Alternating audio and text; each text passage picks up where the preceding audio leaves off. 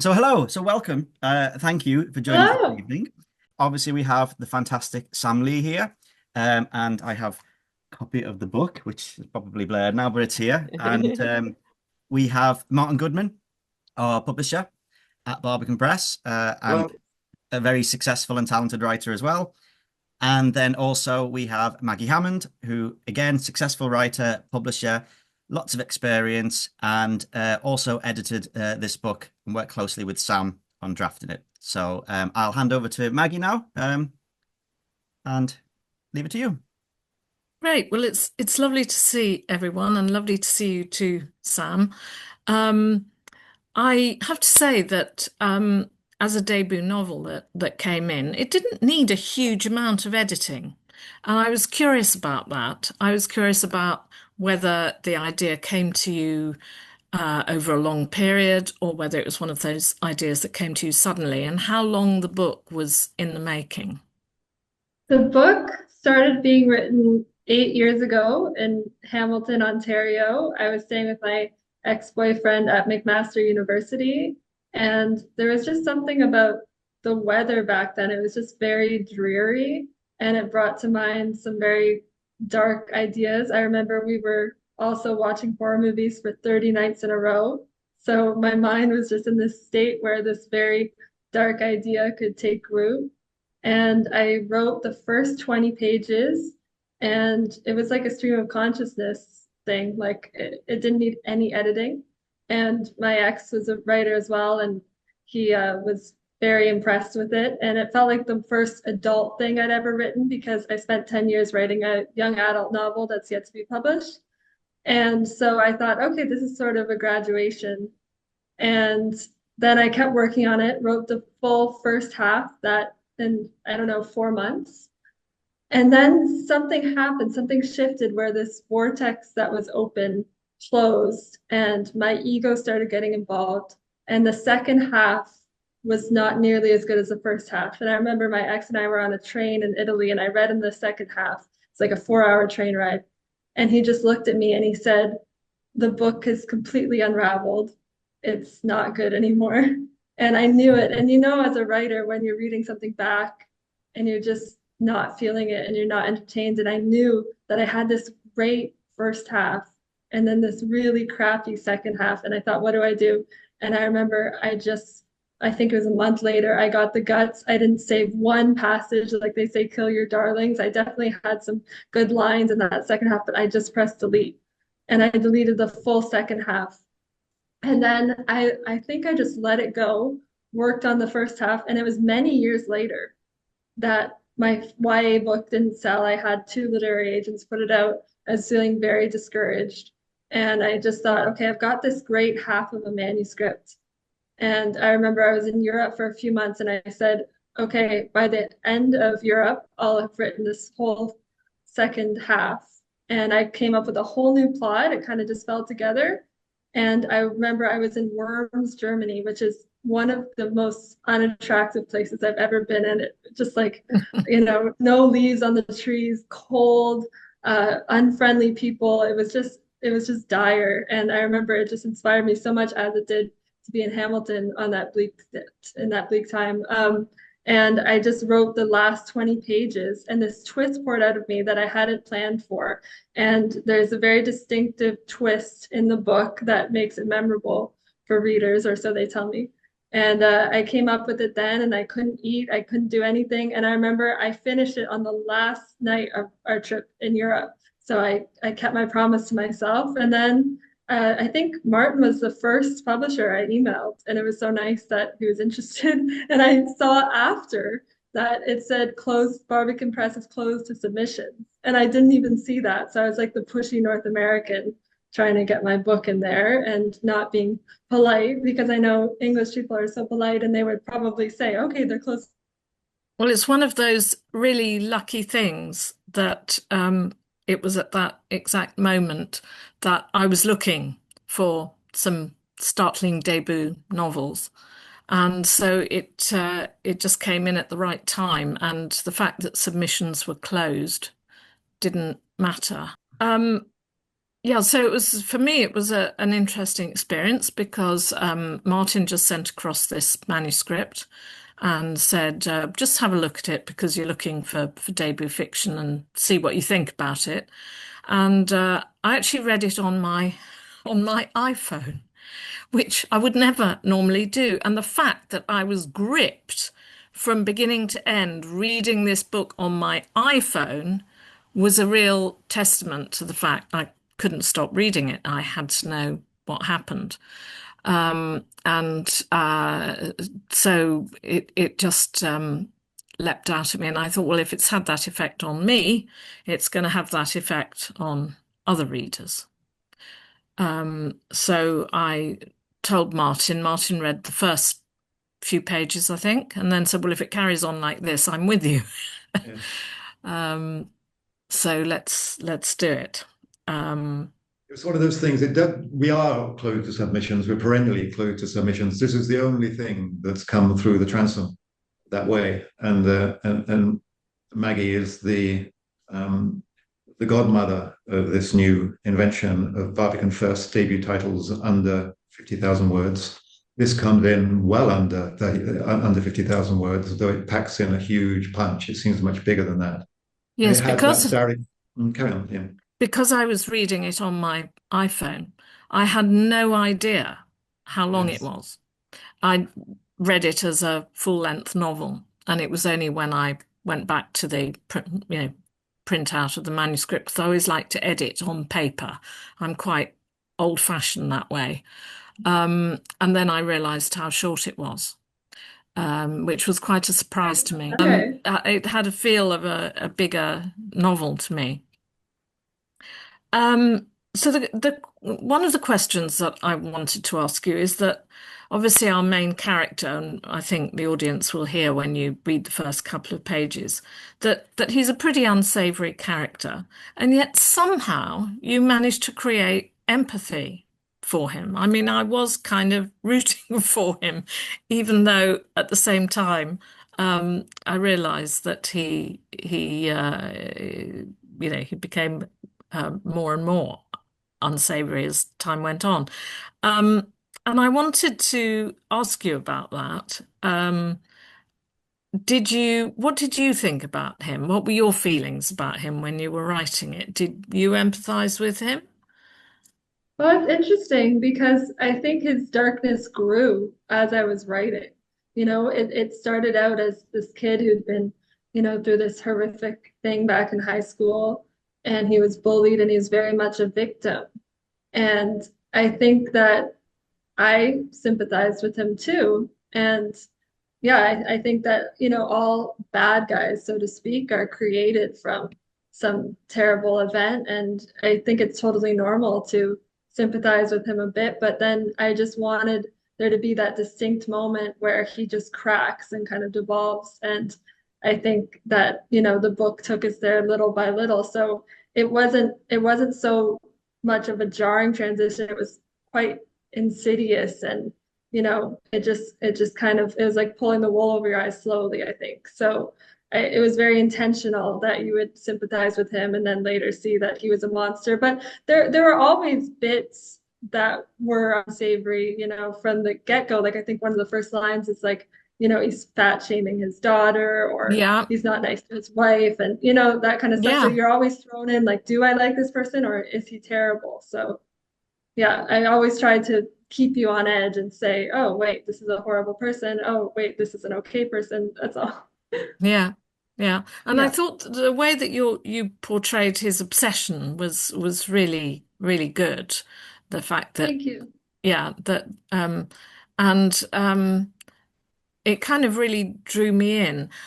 I think the only other thing, there's a film with John Malkovich in one of the stories that where he's Tom Ripley, and you find yourself rooting for him, even though he's doing something absolutely dreadful. And you think, Yeah. how can this be the case that I'm rooting for this dreadful, dreadful character?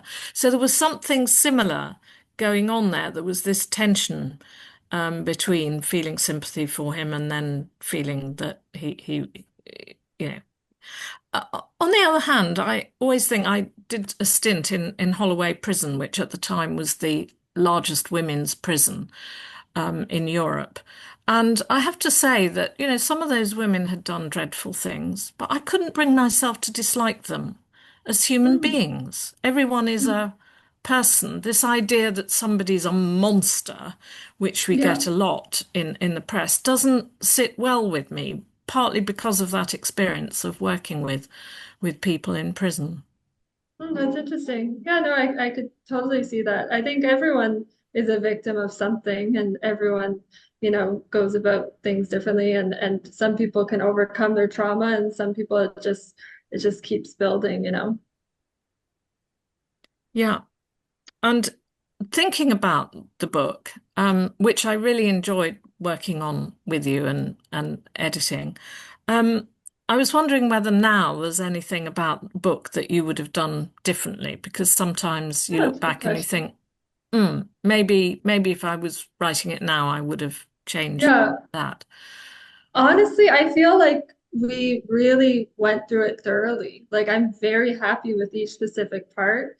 I remember there was one part when we were editing something about the salon owner and it just wasn't good and you kept asking me, are you sure you like this part? Are you sure you like this part? And as soon as that part was out, I felt good about everything. So you were so right and you had such a keen eye for something that just wasn't quite up to scratch. So I remember feeling great relief when we removed the only like crappy part that was left. And uh, and I feel really good about it. I'm such a perfectionist. Like my books take me a while because I really want to like every line and I would be horrified if I wasn't proud of what was in print. So I think we really got something good out of it. So Yeah. I'm happy with it. And it was lovely working with you as well because you were very Well, open to changing thank things. you. Some authors are very, you can see that they're really, really resisting. But you were very keen. I think that was part of that perfectionism. You wanted to get it right. And so Yeah. you were prepared to do anything that was needed to make it right, to make it as good as it could Yeah. be. Yeah, Well, yeah.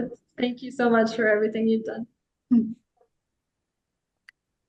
Um, Martin, did you have some questions for Yeah, Sam? I think I'd like to hear Sam read, first of all, if we can, just the opening 2 pages of the book, Sam.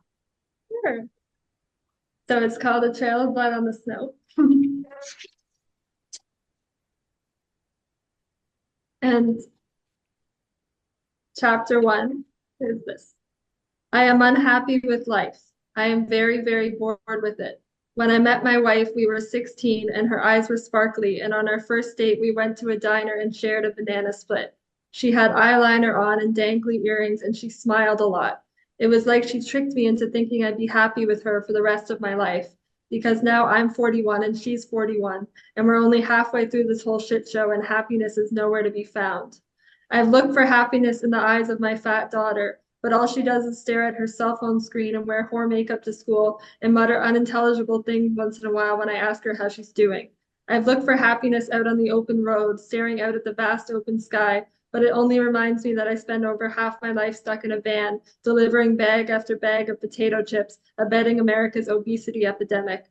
I've looked for happiness in my bedroom, but my wife and I only have sex about twice a year and we never cuddle anymore. I swear we were in love once when we weren't chubby and depressed, but now we're strangers. We're more roommates than soulmates. My wife looks bad now. She used to be almost pretty. There used to be a lot of life in those brown eyes, but now her face is falling, her jowl's like a bulldog's, and she's got more frown lines and smile lines. I don't look much better. My hair is falling out, and I'm fat and I'm short and I'm hairy. I've never been a looker. My mother always said I was. You've got the most beautiful eyes, she used to say. You've got the kind of eyes that drive girls wild. And all right, maybe my eyes were fine, but who's got ugly eyes anyway? The rest of me was pretty ugly. I have this long, crooked nose like a tree branch in search of the sun, and a bad haircut and a limp. When I was 5 years old, I fell out of a tree, and my leg's never been the same since. Now I drag it with me everywhere like a separate entity. Kids used to call me Gimpy. On the playground, no one wanted to play with me. In gym class, no one wanted me on their team. Gimpy's limp will slow us down. That's what the other boys used to say, the tall ones with white teeth and strong arms. Gimpy sucks at sports. Gimpy sucks at everything. I used to walk with my head hung to such excess that I grew to be a bit of a hunchback. the kids made fun of me for that too. And I used to do awful bad in school. And in the seventh grade, I got held back. That made my mother cry, and that made my dad pretty mad because we both hated it when my mother cried. And I think my dad thought of me as a disappointment ever since. Even before he thought I was a disappointment, my dad always loved my older sister more than me. Anyway, that's the first 2 pages. You have written that, Sam. What came over you? What came over me? Exactly. I don't know. I was very inspired by the really old version of The Most Dangerous Game, the film. Anyway, I don't want to spoil too much for those who haven't read it, but that was a big influence. I remember watching that movie and getting an idea for a booby trap that later appears in the book, and all this. It was an amalgamation of all these movies I'd watched. I was reading a lot of Chuck Palahniuk at the time, and he's very transgressive, and yeah, it just kind of happened. There's something of a sort of a gasp when I was reading it, thinking, well, you can't say that. I'm sorry, you can't say that.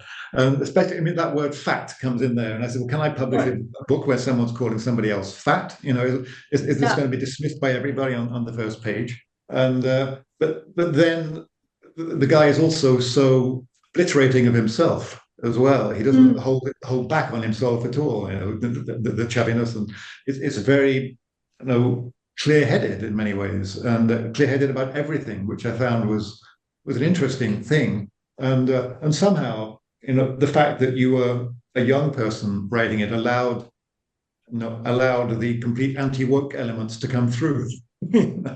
And so, because you weren't writing from who you are, you aren't this 42-year-old undereducated, overweight male in Lake Michigan. Why Lake Michigan? Actually, I wish I had some poetic answer for you. Yeah. It's just random. It's curious, isn't it? Because, I mean, how come you could? I sense that you knew the place, but you're writing it in Canada. You're growing up in the Dominican Republic. Yeah, no, it was just random, kind of like put your finger on a map, random. Okay, all right, okay. And I was interested in the voice, because you got a very clear voice, and you could say that it's I don't know if it's a Sam voice or a Rex voice, but it's one of the things I've noticed about studying like Patricia Highsmith and her language and how she does how she punches you through is she chooses these single syllable words all the time. And your book and that one, it's really interesting listening to you read it, how often you said the word and all the things are linked up by and there's a lot of points in this where I could almost read. I did have places sort of come in here, but I was almost reading it at random. You see how that I've been stalking Max Adams for over 2 weeks now, and I don't know why. Still want revenge, but I don't know what kind of revenge I want. I like watching him though, him and his perfect family. It's always single or 2-syllable words. Was that conscious, or was that just what came through? Definitely not, because no one's pointed that out to me before. So no, it wasn't conscious, but I have studied writing a lot, and I know that pacing is so important, especially with the thriller. So, these short sentences at times where you're trying to, kind of syncopate it with someone's heartbeat, like, they're coming around a bend and they see someone, and, you can't have those long sentences there, so I think that the whole thing is kind of tense, so you're going to find these short choppy sentences a lot. And then there are quite a few run-on sentences. I know that my literary agent, she wasn't a fan. She was quite religious, so she didn't understand the transgressive thing, but she said there's so many run-on sentences, and I was adamant. I just said, like, that's totally intentional. So they work. I think they work really well. So it was the single syllables rather than the short sentences, I like, because a lot of your sentences ran on with that and but. Yeah, that's true. Yeah. And I'm going to read you another paragraph now. Tiff comes downstairs in this very nice dress I'd never seen before, or at least it would be a very nice dress on someone thinner. On her, it just looks like a curtain tied around a Mrs. Potato Head doll. I know that's really mean, but that's what people have brains for, to think really mean things they'd never say and in turn can't be blamed for. New dress? I ask. And the scene carries on, with the dialogue from the mother, the daughter, the fat shaming thing issue is brought up. He's working his way around it. I found it's really interesting that that's what people have brains for, to think really mean things they'd never say and in turn can't be blamed for. This He's our narrator of this story, and but he's being completely open about what's inside his head. Is that what really fascinated you about him as well? This revealing of the things no one actually says.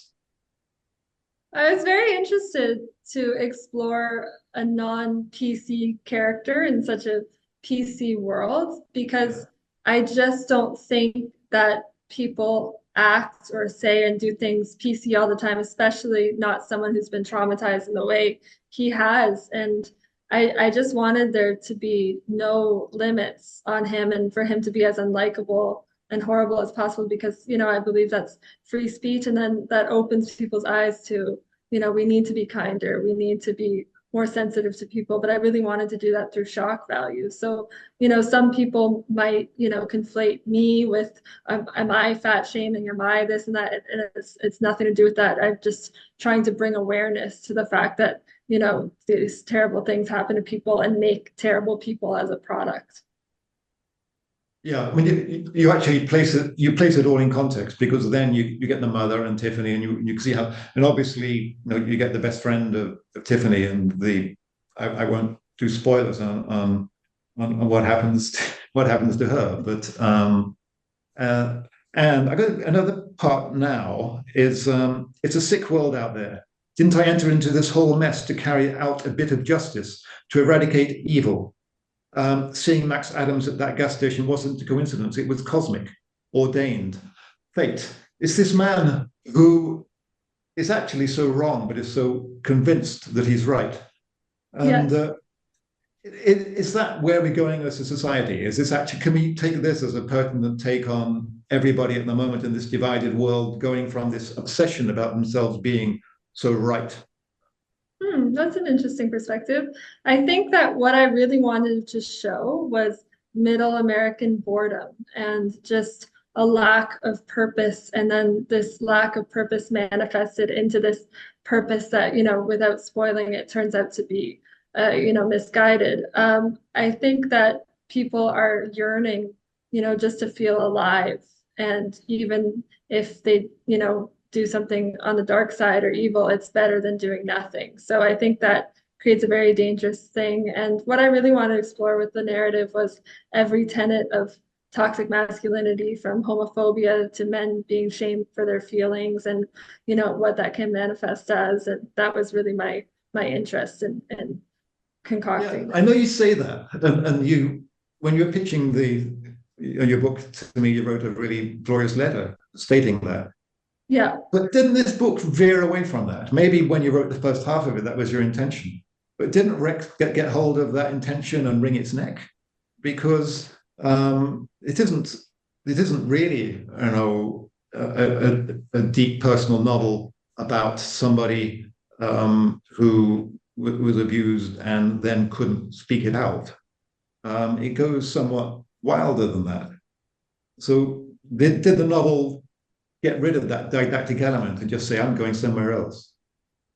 That's interesting. No, for me, I see it very differently, and I guess everything is subjective. I see it as, this man has kept this secret bottled inside of this abuse for 20 years. He snaps, and maybe if he had someone to talk to along the way, this wouldn't have happened. So I think it's like a cautionary tale, and like I said, I'm going for shock value. So I think every single part of it leads back to toxic masculinity and this problem that we're having in society. So I viewed it as like, this is the extreme of what could happen if we continue to peddle this, men, you can't cry, you can't, be sensitive.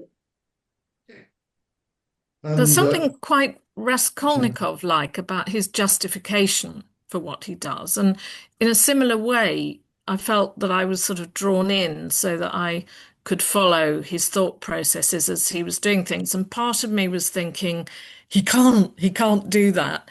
And another part of me was really understanding or getting drawn into sort of why he felt like this. I thought you'd done that really successfully. Thank you. Did you ever find yourself laughing when you were writing it? Laughing. Some parts, the language is very fragrant. Yeah, Some really inappropriate language there. And yeah. I'm a sweet-natured person, I don't go around saying those things. So it is very funny, to read back and say, wow, did I actually put that in print? But I think it was so necessary for his character. Yeah, So that, not that I was laughing, but there was definitely questioning, like, am I really gonna write this and send it to yeah. someone? But I think it was good. Yeah. And what was there ever moments when you thought, well, I'm sorry, I can't go there, and then the book insisted. But was there part of you trying to hold back and to be like No. the decent Sam? No. No, I knew it. It might be hard for a big five publisher to take a risk on something like that, but I knew that it was the book I wanted out there, and I didn't want to, hold back. So no, Mhm. I'm happy with where I went. Yeah, good. I also think there's a kind of something in the air about this. I actually watched some Argentine films called Wild Tales, which were all about people kind of losing it and Mm. doing something dreadful. And I think there's a kind of feeling that there's something about our society at the moment that is so alienating. And there are a lot of people who feel very tempted to break out from what we're supposed to be and where we're supposed to, how we're supposed to behave. And so there's a lot of people, I think, that are drawn to reading about some of these dark sides of human nature. Yeah. Um, yeah. Yeah, I noticed a big trend. Some of the darker books that I've come across have been written by women, and I think that as women, we just bottle so much up, whether, you've been abused or not. It's like, there's always that threat of violence from certain men or whatever, and I think I just really tapped into that, and through friends' experiences and different things, and I Mm. just wanted, to bring to light just how lasting the effects of abuse are. Yeah. I mean, I always write, or almost always, from a male perspective. I like Yes. writing from the point of view of a man. I don't know whether that's just my psyche wanting to explore what it would be like to be a man. Hmm. But that was one of the other things that struck me about the book and which I liked about it, because it's quite a bold step to take. A lot of people, I think, are afraid to try it out and think, well, I can't. And that's one Yeah. of the debates that we're having now about not appropriating other people's experience, and can a white person write about black people, and can men write about women, and can straight people write about gay people, and all of that. It's quite an issue at the moment in publishing. So It is it's an good. issue, and my stance on it is that it's fiction. As a writer, we're supposed to be, gifted in a way that we can bring people's stories to light. And I believe that if done well and properly researched, that maybe, if you're a really good writer, there isn't appropriation. If it does it justice.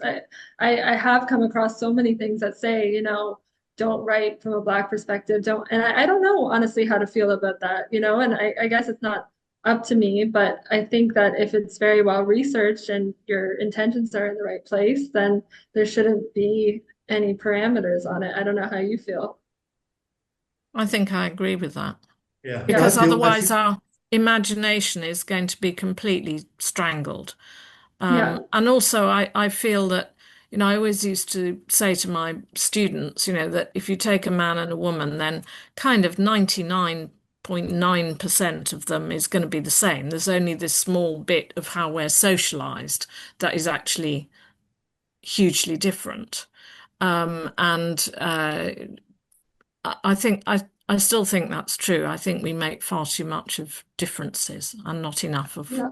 our shared humanity. I agree. Yeah.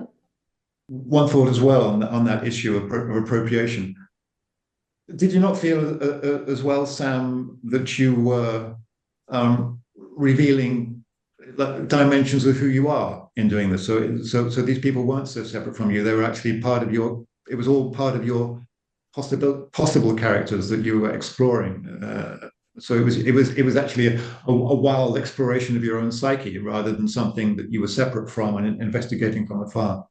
No, definitely. Like in school, I was bullied out of school because I was in a back brace. So people would tap on the brace, made me feel like a freak, would call me R2D2. So I see that when I gave the main character a limp and something like he stuck out like a sore thumb, I'm like, okay, that's a deeply personal experience. And then I noticed that my dad used to tell me a lot of childhood stories. He had a lot of siblings and growing up and different things, riding bikes, and all of that became the novel. And I'm an only child, so just, the experience of having a sibling I never have. So that was all from my dad, and then different movies I've watched. And it's just very interesting because to be a writer, you have a good filter of the content that you're consuming. So, you just kind of put a twist on it and make it your own. Free yourself completely to say whatever. Sorry? Yeah. And free yourself completely to give Yeah. voice to everything. Yeah. Yeah. Yeah. No censorship. But yeah, so there are questions coming in. So over to you, Mike. Maybe you can field these. Yeah, brilliant. Yeah, we've had some coming in, and I say if anybody does want to ask one, let us know, or you could pop a question in the chat. We've had a couple of messages here from Luce. I just want to start with this one. Grandmother couldn't get registered, but she's here listening with me. Oh, Remember so well how dedicated you were, even around 13 or 14, and the amazing intensity of your creative process. She's so impressed and proud of your accomplishments. oh, that's so sweet. Thank you. And then ask the question here. So I was really drawn into the story from the beginning and loved it while being drawn in to the scene of an accident. Now I understand you wrote the first half in a stream. Do you plan or do you outline your stories? Do you create your characters first before starting? Say a little bit about that. It's always different, I find. I think I've come to learn through 14 years of writing that to plot it out first would save you like 6 months of time. But it's also interesting to see where your mind wants it to go. With this, no, I really worked at the second half. It's very funny because everything's constructed differently. Like I said, the first half was like more stream of consciousness, and then the second half was a very deliberate effort. And I can't say that it was contrived or anything. It just required a lot of effort. And yet I'm just as happy with the second half as I am with the first half. And it just matched up. So to answer your question, it's different every time. I don't have a set formula. I don't know how it happens. It's a ton of work and a ton of revision. And that's all I can say. It just kind of one day you have a finished book and you can't believe it. That's great. And I think as well, even from when I was reading it and working on it, they didn't get a sense that it kind of felt like in two parts in that way. And it didn't necessarily feel like a big shift in that. It just, as you mentioned, the pacing was early. I think the pacing was right with it. The development was right. And I think it's a real testament when Maggie was saying that there wasn't much sort of editing that she kind of felt initially. She was drawn into it. So, yeah, I think obviously that worked with this book. The way it did. So well done with that. Question from Rose here. How did you get into the mindset of a 40-something traumatized man? I guess that I suppose touches a little bit on the appropriation we were talking about there, but Yeah, it honestly just came naturally. I don't know why. I've never written from the perspective of a woman for any fiction things. Like, I've had books that I haven't finished or different things. It's always been a man. And it was just it was this climate I found, politically of this such a censored thing. I remember I was at McMaster and, Jordan Peterson was going to talk there, and he's obviously a very contentious figure, and people weren't, allowing him to talk. The police came, people were punching each other in the face, spitting on each other, telling him to die. And, however you feel about Jordan Peterson is your business. But I just remember being so curious, like what was he going to say? What was this talk going to be? And I remember feeling robbed of that experience because I feel like even if you disagree with someone, there can be, this, discourse that's civil, and I just think that always expands your mind. And I just remember, almost writing this in retaliation to a culture that was, yes, PC in the way that it was beautiful and the acceptance of people was beautiful, but had almost swayed, the pendulum had swung so far the other way. I found that these very true, stories of pure venom, which is what I've written, couldn't be told, or publishers wouldn't publish. And I just think how is that healing anything if we can't first express these very, very negative, heavy, and horrifying feelings to get to the other side? And I just didn't like the idea, that there was such censorship that people couldn't share their raw feelings. So I just wanted to say I'm going to share this raw, and if people feel like I'm, like I said, conflating it with me, that I can't do anything about that, but this is just a tale that needs to be told. Brilliant. And yeah, and I think it is. I mean, a lot of the things you've talked about as well, like the toxic masculinity and everything, is very timely. So it's it's very fitting for kind of what is happening now. Just expanded on that question a little bit as well. I think was it sort of easier in a sense because it wasn't just sort of getting into the mindset of this person, like of a generic person, but you had this, you knew who Rex was, you knew what had happened to him, you knew where he was going in a way, or you started to realize that. Did that kind of make it easier in a sense? Was it more that did he become a personification of that? Did you find that um an easy way to write? Like, was finding his voice right in that way, I guess. It literally, like at least the first half, like I said, stream of consciousness, it came through me. And, I had to stop and question it a few times, like, where is this, really, really dark entity? Because that's what it felt like. It felt like he was real, like he was alive, like this was his story. I was the conduit. And I couldn't question it. I couldn't, like I said, say this is, too inappropriate. This is too much. I just had to write it. I had to get it out.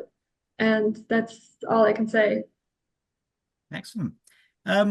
So we've got one here from we've got a few Karens in the chat. We've got Karen Stevens here, Barbican's own, Okay. has asked, will you continue writing in the sort of noir thriller genre? And if so, what draws you to it? Well, I don't know. I don't know what's next for me. I tried for so long to become a published author. I did it, and then my expectation was that you'd have an endless stream of new book ideas, and that just hasn't been the case so far. It's a bit frustrating. So, before this, I definitely, you know, sorry, hone my craft with the world of young adult. I've written two young adult books. And I don't know if I'll go back to that. I feel like I've maybe graduated from that because I'm 29 now. But I don't feel particularly called to the crime world. And so to answer your question, it's all up in the air right now. And that's kind of disappointing. I wish that I was writing something because it's my happy place for sure. Well, that's I know that might disappoint some because we've had Lisa's here said she wants a sequel, um, Uh, and whether you plan one in the future. But I mean, I guess if you think this sort of story is told, but perhaps maybe there might be more on the themes of this that you might develop. Is this just a case of sort of seeing what takes you in the moment when you're writing? Is rather than sort of you sitting down and planning it? Is it just a It's definitely all to do with music. Like I definitely write to music. I'll pick one song. I've been working on something to the tune of American Pie by Don McLean for like 8 years, and it's yet to come to fruition. So I just like go around, with my headphones and I see different scenes and I write them down. I write down line ideas. Sometimes I write these, lines that I'm really proud of and I don't know where to place them. So I have like this large document that's just like line ideas. So basically, I'm all over the place right now.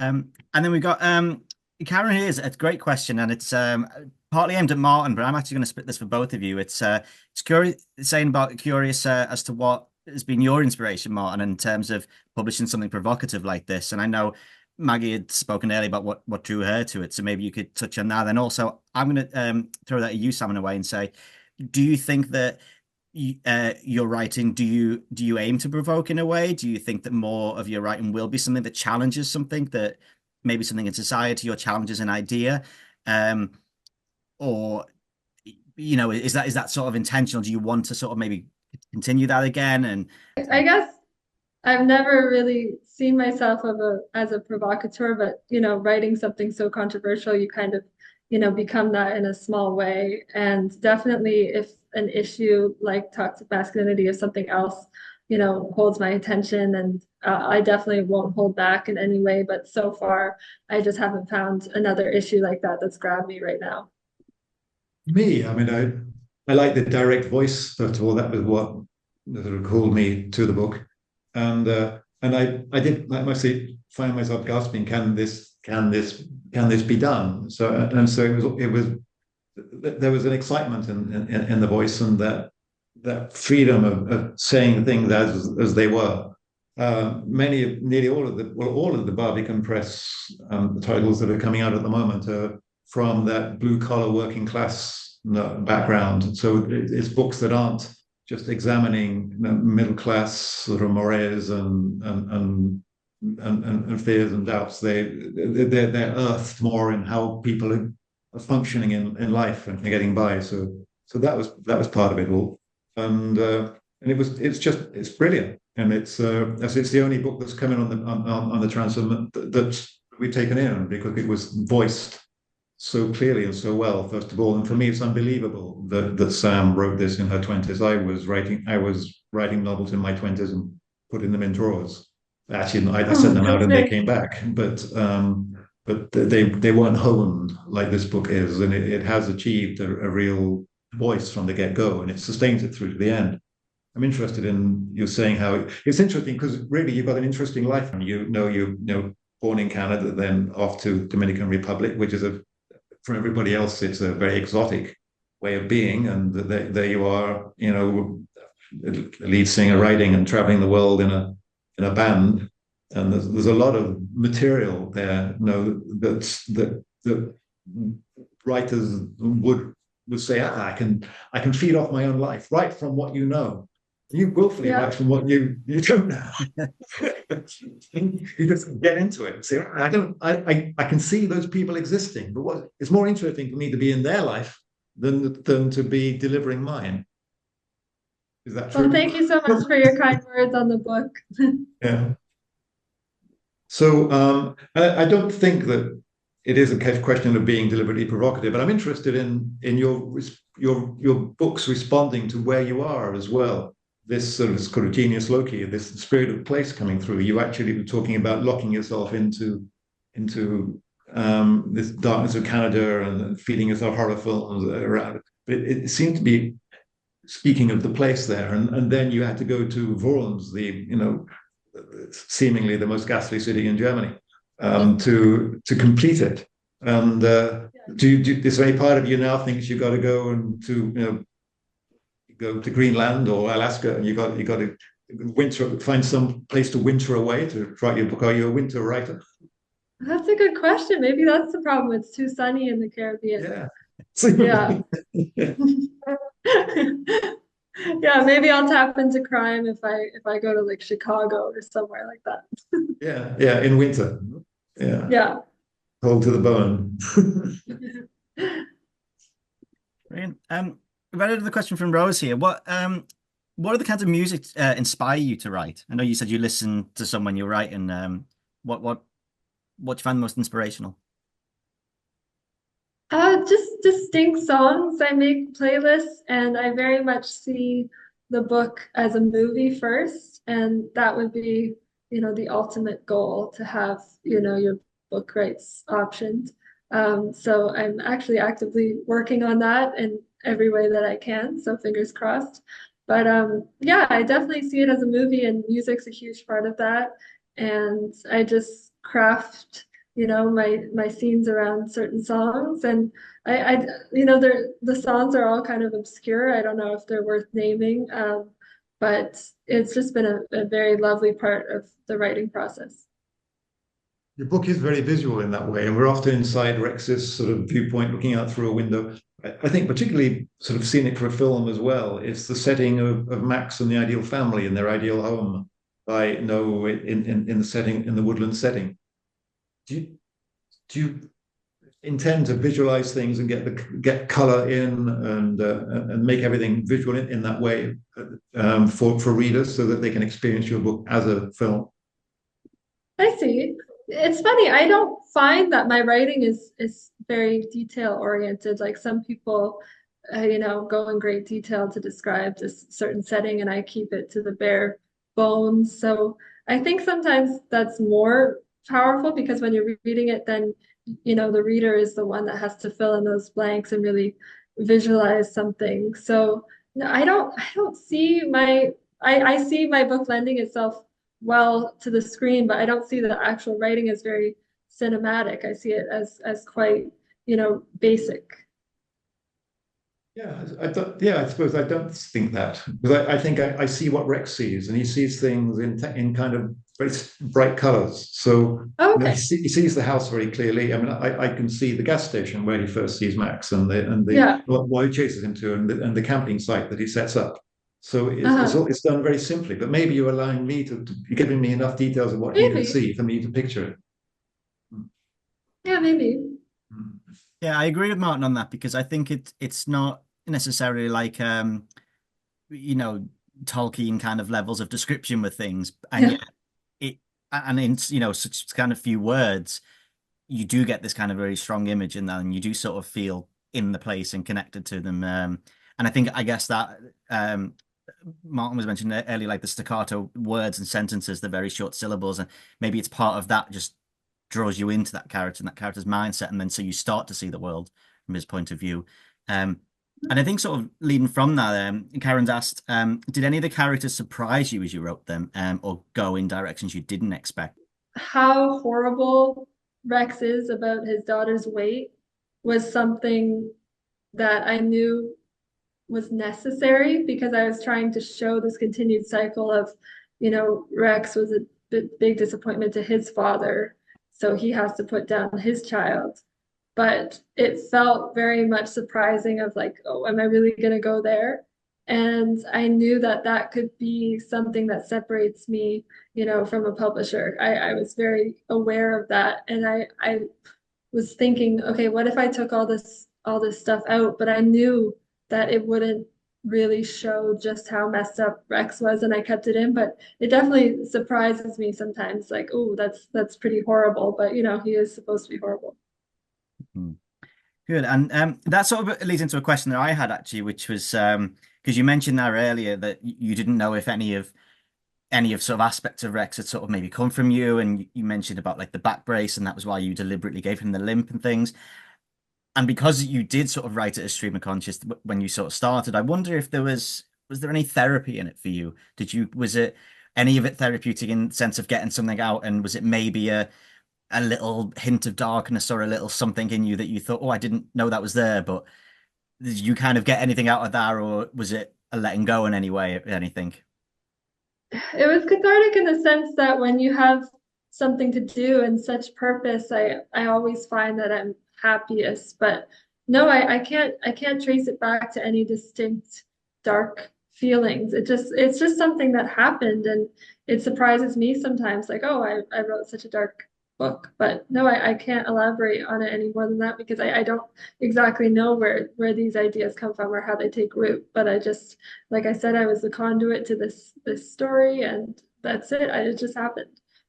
That is one of the strangest things I think in writing, when this character comes through and demands that you tell their story, It, and then you end up, you know, getting deep inside their story, so that we do empathize, the Raskolnikov kind of thing, empathizing with somebody that maybe that may have developed into somebody that we would outwardly say is a monster, but we've understood them from inside and we've seen the journey, so we can see the human yeah, inside of the person, and if we could see the human side of everybody, we'd all be all right. yeah. And Well said. I'd like to sort of take this chance to sort of thank you for the brilliant sort of notion and daring and sticking with it of the Barbican first event, our first author, really sticking with the under 50,000 words with something that might even be called an. It's such it's a big novel in compact form, and we have to more of the Barbican First coming up. Karen Stevens and Damien Spence in 2 days, Karen in a week's time. So please explore those as well. Would you say something, please, just to sort of round it off, Maggie, on your sense of Barbican First and the short voice and speaking for now, and how much you got out of the whole Yeah, venture? I mean, first of all, I very much like short fiction myself. And I also think it's very appropriate for the time that we're in. You know, people often say that they just don't have time to sit down and read a great big novel. So and also I think there are a lot of new voices who maybe feel they can't get published because they have only got short stories or a novella. They haven't written that big, long novel. And maybe if they don't get encouraged by publishing something shorter, they never will. But all the three first books seem to me to be really quite very strong voices and all dealing with quite big issues. So they don't feel like they're short. And I mean, I've always loved dealing with first time writers. There's just something about that excitement and the newness of it, and a voice which is maybe, or a book which is maybe a little bit rough around the edges, but where there's something that the writer really wants to say. Because I think one of the things, you touched on it, Sam, is that with your first book, you really, really, really have to write it and you really want to say it. And then you feel, oh, I've got to write something else now. And it's not coming from that same place of this is the thing I absolutely have to say. Which is not to say that writers don't go on writing more books and getting better, but there's something raw and fresh about that first book, I think. Yeah. And I really like that. So No, absolutely. Yeah. So far, yeah, I haven't tapped into that same you know, sense of urgency of like this needs to be put to paper right now. So I'm waiting for that idea to strike me. well, I hope it will. One more winter in Worms, and you'll be there. Yeah.